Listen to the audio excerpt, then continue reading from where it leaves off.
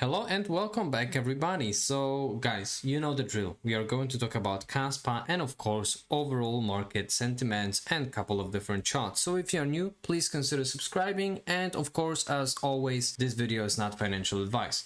Guys, before we are going to have a look at Kaspa, I would like to look at BTC because obviously that is driving the market. So regarding the previous update, well, yesterday's video basically, BTC actually went towards this level of liquidity, 56k.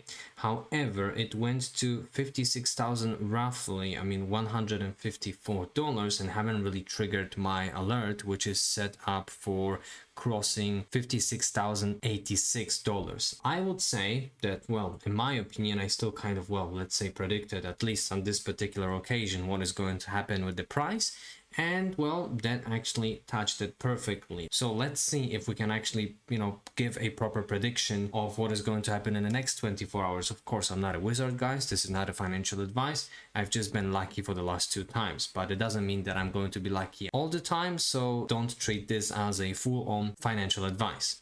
And now, stochastic RSI on 4 hourly is basically showing us downward momentum for BTC, that is 4 hourly, and now the daily time frame is basically showing us that, well, soon BTC is going to see that ceiling area if it comes to stochastic RSI.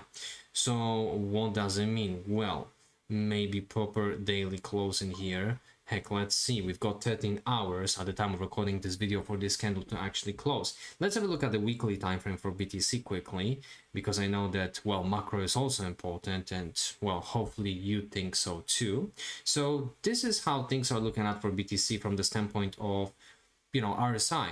Stochastic RSI, BTC is being oversold and it's trading in that oversold area for a while, and I know that many people are so frightened about the price of crypto and everything, but obviously we are going to get into that very shortly. So this is our beloved bull flag that everybody is anticipating, the breakout from. Now let's have a look at Kaspa finally. So now guys, looking at Kaspa on 4 hourly, well, basically Kaspa followed what BTC did.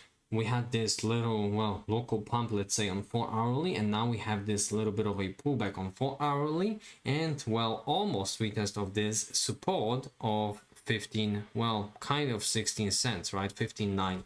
So guys, if we are going to see the further continuation of this, I wouldn't be surprised if we are going to properly retest this level as a support, because, well, price of Kaspa still have a little bit to go in here, as you guys see, and stochastic RSI is basically pointing towards the downside. So let's have a look at the daily time frame. Daily time frame is basically showing similar scenario like with BTC, guys, as you can see. So, well, on a daily time frame, could we see the pullback? Well, most likely.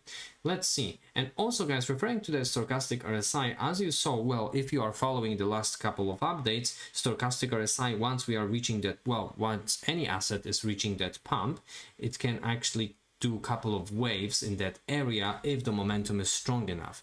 And it was strong enough, however, at some point, and I guess today is this point when the price of Kaspa is pulling back, which is normal.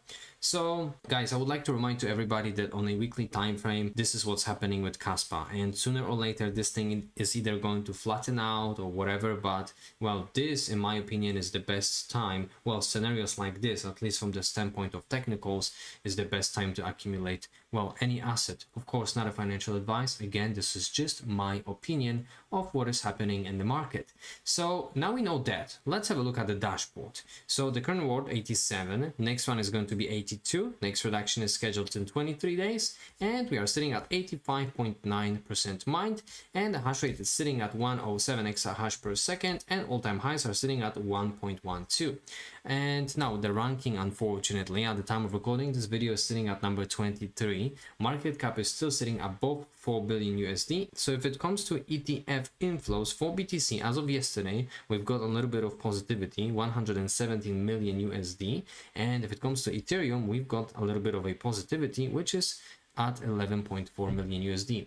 Now, fear and greed index is going towards the right, guys. As you see, if you are following, of course, every single update, you can clearly see that it's sitting at 37, and as far as I remember, there was 33 yesterday. Correct me if I'm wrong in the comments down below. So now we've got liquidity, guys. So if it comes to liquidity, this is what's going on. So basically, price of BTC went towards the downside, as I was mentioning in the previous update, and now we've got two possible scenarios on 24 hourly, because we could potentially see that continuation and grab this liquidity in here and then build up towards that 58,000 pump. Well, let's see, guys. So if it comes to 3 daily, guys, more likely, in my opinion, of course, in the next couple of days, price of BTC actually is going to go towards the downside. Let's have a look at RSIs. So RSIs on 24 hourly time frame are pretty much neutral. And as you guys remember, I was showing you that they were in weak and oversold area, right? So if you guys, well, basically pay attention, you can make some buy in this market. And now I believe we've got some positive news. So Japan largest power company, TEPCO, is mining Bitcoin using surplus energy.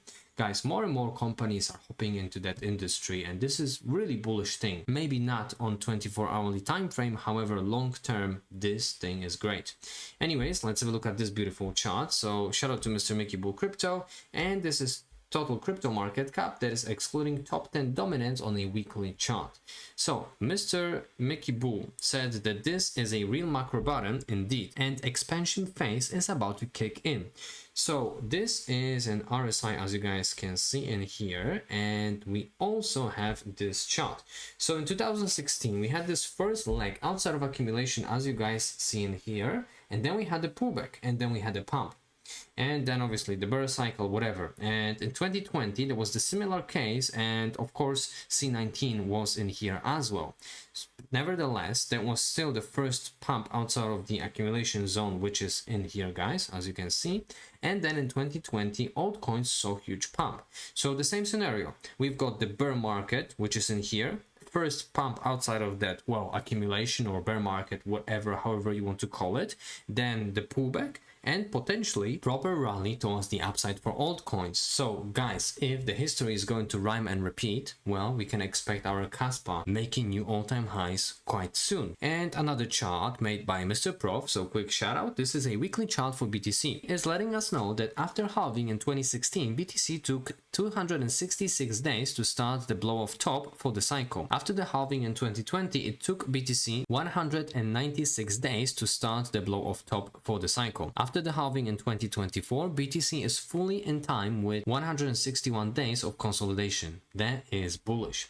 So guys, let's have a look. Every single time BTC is basically hovering around previous all-time highs on pretty much every macro chart now. It's very, very visible. I believe, I hope we can clearly see that after that BTC is experiencing that, you know, proper rally. However, as you guys see, we've got another leg up and then we have pullback. So please remember that even if we are going to leave this boring zone for BTC, we are going to see, you know, major pump, well, 20, 30, even 40% of a correction. Please remember this might gonna happen.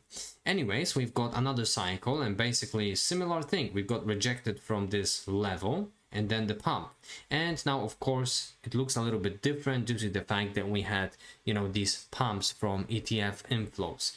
Nonetheless, everything, in my opinion at least, is still going according to the plan.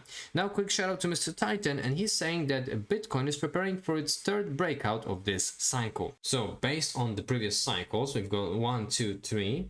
Then we've got this cycle 1, 2, 3 every single time this actually is playing out. And well, the previous cycle we've got 1, 2, 3, and now we've got 1, 2. And if the history is going to rhyme and repeat, guys, what do you think is going to happen next time? 190? Heck, let me know. Mr. Titan is saying that Bitcoin fell back to the channel, which is still intact. Just like last time, BTC surged above the channel twice and ran along the channel before it got pumped again. The pattern is there, and please be patient for the next bull run. So guys, this is the channel that I've also marked on my chart. As you can see here and clearly, this channel still is intact. Even if we are following towards the downside based on technicals, everything is still looking, well, very solid. So do you think that BTC can see 460k this cycle? Well, I'm not saying that this is going to happen. Make sure that you take out your profits along the way and don't be greedy, because it's definitely better to stay with something this cycle rather than nothing because of greed. That's it, what I've got for you today. I hope that you have guys enjoyed, and as always, peace and love, crypto.